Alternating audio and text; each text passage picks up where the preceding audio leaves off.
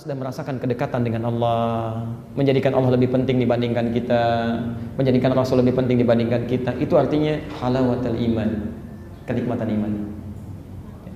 Artinya memang sudah dekat. Anda lebih nikmat. Cirinya begini. Biasanya kalau orang sudah dekat dengan Allah, maaf, jangankan yang wajib, yang sunnah nggak mau ketinggalan. Ada orang ketinggalan salat fardu biasa aja hatinya, tapi ada orang tertinggal salat sunnah satu saja tahajudnya bisa menangis.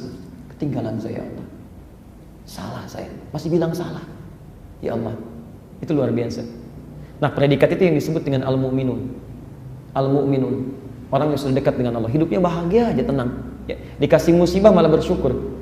Ya, ada orang diberi musibah malah gembira. Ibu pengen punya musibah atau enggak? Tapi kita tidak bisa menghindar. Ada orang diberi musibah malah gembira. Wa basyiris sabirin, berikan kadar gembira pada orang-orang yang sabar. Ada orang mendapat musibah malah gembira. Alhamdulillah, Allah percayakan musibah kepada saya. Dengan itu saya diuji dapat pahala, daripada nggak dapat musibah sama sekali. Senang tuh, masya Allah. Ya. Ada 3 tingkatan iman nanti di Quran. Ya. Kalau iman standar yang biasa-biasa namanya amanu. Kalau meningkat, lebih rajin, lebih dekat, lebih senang tuh yu'minun namanya. Yu'minun. Tapi yang terakhir, ini yang tadi saya sebutkan, hatinya tenang, gembira, rajin ibadahnya, itu mu'minun namanya. Al-mu'minun. Bahkan diberikan apresiasi oleh Allah, diturunkan satu surah sekaligus. Surah ke-23. Qad aflahal mu'minun. Derajat al-mu'minun, pemilik iman tingkat tinggi, itu memberikan kebahagiaan pada dirinya. Enak, dekat dengan Allah. Siapa mereka? Alladzina hum fi salatihim khashi'un. Salatnya mulai khusyuk. Zakatnya bahkan tidak pernah tertinggal. Bahkan yang hebat, saking dekatnya dengan Allah, malu berkata-kata yang tidak bagus. Walladzina hum 'anil lagwi mu'ridun. Masyaallah. Dia jaga lisannya. Kalau kalimat tidak diridhai Allah, dia enggak akan ucapkan. Memandang sesuatu, kalau Allah enggak suka, dia akan palingkan. Masyaallah. Itu sudah dekat tandanya. Nah, kalau Anda sudah didekatkan oleh Allah, Anda jangan jauhkan lagi. Ini kadang-kadang suka aneh. Allahnya sudah tingkatkan, dekatkan, malah manusianya menjauh. Malam tadi tahajud, besok malamnya malah enggak. Allah sudah angkat, maka pertahankan. Zuhur Anda salat di masjid, asarnya malah enggak. Besar mana pahalanya salat di masjid dengan di luar masjid? Di masjid, masya Allah. Berapa pahalanya? Belum tentu. Masya Allah. Datangnya aja masjid itu, masjidnya saja, tempatnya itu 25 kali lebih baik dari tempat biasa. Di hadis Muslim disebutkan jarak 1 ke 2 500 tahun, 2 ke 3 500 tahun, 3 ke 4 500 tahun. Baru masjidnya, belum sholatnya. Anda masuk melangkahkan kaki kanan, Allahumma ftah li abwaaba rahmatik, pahala lagi. Anda sholat tahiyatul masjid, pahala lagi. Anda niatkan duduknya i'tikaf, pahala lagi. Masya Allah. Anda sholat berjamaah, dapat 27 derajat lagi. Anda zikir, pahala lagi. Karena saat masuk ke masjid, masjid itu kan semua kondisinya diarahkan kepada ibadah. Ya. Kalau Anda sholat di tempat biasa, godaannya banyak. Ya. Makanya i'tikaf di masjid, bukan di rumah. Ya. Anda di rumah banyak tantangannya, Bu. Lihat TV, nonton lagi. TV dimatikan, majalah ada. Majalah dimatikan, status belum diupdate. Ini masalah. Anda ke masjid yang dilihat mushaf. Ya. Begitu Anda mau tiduran, yang lain gak ada yang tidur. Maksa tiduran, begitu begini dilarang tidur di dalam masjid, keluar. Masya Allah. Semuanya terkondisikan. Ya. Jadi kalau Allah sudah dekatkan, Anda jangan jauhkan kembali. Untuk perempuan, ibu boleh ke masjid dengan 3 syarat. Ya. Yang pertama adalah aman, ada tempat di masjidnya yang dikhususkan bagi perempuan, 1. Yang kedua, terjauh dari fitnah dalam keberangkatannya sampai dia hadirnya ke masjid. Ya, tidak jauh dari fitnah itu berarti ibu diketahui oleh suami, ya, berangkat misalnya, fitnah godaan sehingga ada di jalan yang ganggu. Cuma penampilan ketika datang itu pun menimbulkan fitnah.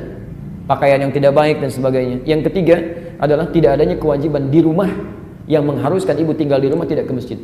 Ada anak yang harus dirawat, bahkan ada yang harus disusui dan sebagainya, misal, ya, maka di rumah lebih utama. Saat perempuan mendapati 3 hal, 1 di antara 3 itu, dia sholat di rumah, pahalanya sama dengan ke masjid. Di masjid. Ya. Jadi tolong ilmunya dibahas dulu sehingga tidak melahirkan sifat pesimisme. Ya, laki-laki banyak pahalanya, saya enggak. Ada di zaman Nabi itu perempuan Ansor datang pada Nabi. mengatakan, ya Rasulullah, enaknya jadi laki-laki katanya. Kata Nabi, 5, kenapa? Enak. Mau jihad nggak ada batas, mau haji nggak usah ada mahram, ke masjid bisa kapan saja. Kami perempuan bagaimana? Kata Nabi, tidak ada pertanyaan terbaik dari kalian saat ini kecuali dari perempuan ini. Pertanyaan terbaik, Masya Allah. Apa kata Nabi? Sampaikan pada teman-temanmu itu. Sampaikan pada teman-temanmu. Rupanya orang ini rapat dulu dengan teman-temannya. Jadi juru bicara datang pada Nabi, sampaikan ini katanya.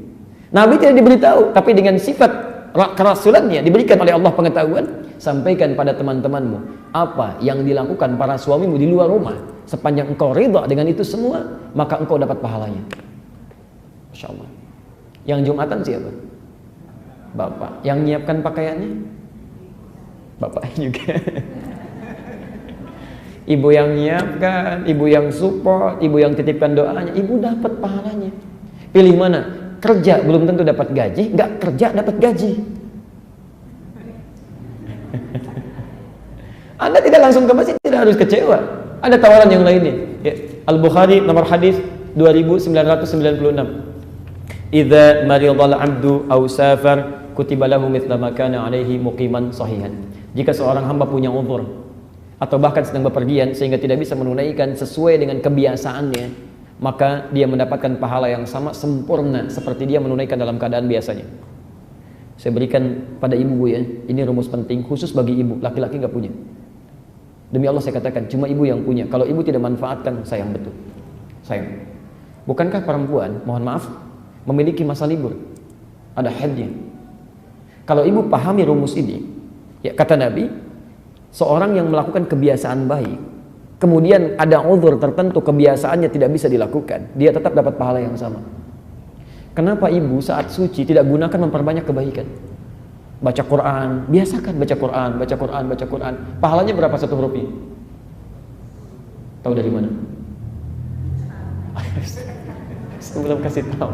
Ya, At-Tirmidzi nomor hadis 2910. Man qara'a harfan min kitabillah falahu asyru hasanat. Siapa yang baca satu huruf saja dari Al-Qur'an, Alkitab, dia dapat 10 kebaikan. Ibu bayangkan, ibu saat masa suci biasa baca Quran, baca Quran, baca Quran. Begitu masuk masa haid tidak baca Quran, pahalanya tetap dapat. Tetap dapat. Perempuan ketika sedang tidak sholat, itu pahala sholatnya diberikan. Kalau dia biasa sholat, maka bagaimana dengan orang yang biasa tahajud, sholat sunnahnya dikerjakan, amalannya dikerjakan. Ketika dia istirahat dalam liburnya, pahalanya tetap diberikan. Insya Allah. Maka rugi bagi seorang perempuan ketika dalam masa sucinya tidak bisa memperbanyak amal soleh. Rugi. Begitu tidak sholat, sedang libur, alhamdulillah ujungnya kita dapat pahala walaupun nggak sholat, belum tentu. Kalau nggak pernah dilakukan. Mohon izin kalau tidak bisa dibacakan semua ya. Saya 2:30 harus berangkat ya, pelan-pelan.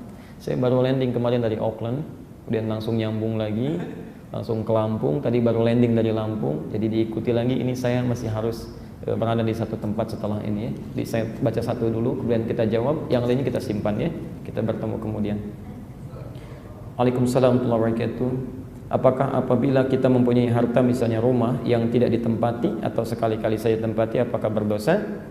Bagaimana sebaiknya memaksimalkan harta benda yang nganggur? Masya Allah, orang cari pekerjaan nganggur, nah ini rumahnya nganggur. Baik, ada kekhususan di rumah karena anak kami belum mampu secara umur, tapi ada investasi dunianya. Pelan-pelan. Ibu bapak punya aset dunia, tidak salah. Silahkan. Yang salah itu 2. 1, berusaha mendapatkan sesuatu cuma untuk memenuhi keinginan saja, tidak dalam kebutuhan. Itu keliru. Biasanya keinginan itu sumbernya dari nafsu, kebutuhan sumbernya dari takwa. Ingat betul ya, ingat betul. Kalau cuma ingin itu nafsu. Nah, oleh Quran diberikan isyarat, kalau Anda ingin mendapatkan sesuatu, maka yang terbaik landasan keperluan itu didasarkan pada kebutuhan, bukan keinginan. Itu lebih tepat. Anda beli nggak dosa, memang nggak dosa. Cuma kalau Anda tidak gunakan, sayang. Anda investasikan pada sesuatu yang tidak tepat. Maka ketika Anda ingin beli baju misalnya, ya, asas takwa kebutuhan itu menunjukkan kepada Anda, baju ini saya pengen beli, butuh nggak? Mau dipakai apa? Ya. Kalau cuma ingin saya beli, cuma diliatin aja, begitu buka lemari pakaian dilihat, puas karena masih ada. Puas aja gitu, cuma nggak pakai. Sayang. Sayang. Ya. Sesuatu yang dipuasi karena tidak digunakan itu nafsu tandanya. Nafsu. Ya. Coba cek lagi. Termasuk ketika Anda inginkan rumah, coba cek keperluannya apa. Investasi untuk anak boleh, silakan. Tapi ketika Anda dapatkan itu harus jalan juga dengan perawatan. Silakan gunakan. Barangkali sambil menunggu Anda gunakan untuk rumah tahfidz. Ya. Anda rawat, fungsikan ruangannya dengan baik, gunakan untuk ibadah, lebih terpakai daripada Anda diamkan. Bisa, ya. Salah tidak, tapi Anda punya konsekuensi untuk bisa merawatnya. Sayang kalau tidak digunakan, setannya banyak. Saya katakan setannya banyak, karena ada satu setan khusus yang menunggui ruangan yang kosong. Ruangan yang kosong, ya. Namanya Dasim. Dasim, perempuannya Dasimah, ya. Rupanya Dasimah, Masya Allah. Dasim itu salah satu tugasnya menempati ruang kosong. Jadi kalau Anda masuk ke satu ruangan, misal itu kata Nabi, setan sudah masuk. Jadi Anda keluar ke sini, meninggalkan kamar misalnya, setan masuk ke situ. Setan masuk. Nah, caranya ketika Anda masuk, bila ingin mengusir setan itu, Anda ucapkan Assalamualaikum. Assalamualaikum. Maka setan berkata pada temannya, kita tidak punya tempat menetap di sini. Pada temannya, artinya setannya tidak hanya satu. Pada temannya. Nanti lain waktu kita bahas ya. Begitu masuk kepada ayat setan, kita bahas nama-nama setan. Ya. Ada setan rumah namanya Dasim, setan menggoda orang sholat namanya Khanzab, setan mall, setan pasar namanya Misut. Ada, ya. Macam-macam itu. Setan menggoda anak-anak kecil namanya Ummu Sibyan. Itu ada. Ya. Hati-hati. Pelan-pelan.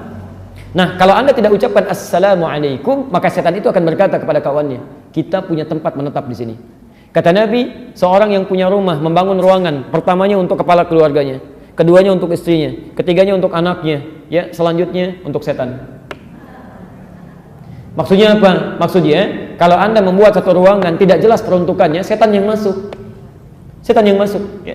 Jadi jangan sampai Anda punya satu tempat yang kira-kira tidak digunakan dalam kebaikan. Jadi tidak salah dan tidak berdosa kecuali kalau menggunakannya pada hal-hal yang maksiat atau memiliki maaf sekali lagi, uangnya atau bahan-bahannya digunakan dalam keadaan yang tidak tepat atau diperoleh dengan cara yang haram, maka itu yang dosa. Saran saya, silakan misalnya Anda gunakan untuk kepentingan yang lebih baik. Pertama, gunakan untuk majlis ta'lim di situ, ya, setidaknya, atau gunakan untuk sementara rumah tahfidz sampai anak itu tumbuh dewasa dan bisa digunakan sebagai investasi yang terbaik. Semoga Allah memberikan kemuliaan, petunjuk kepada kita semua dan bisa menggunakan titipan-titipan Allah pada kebaikan yang diridhoinya.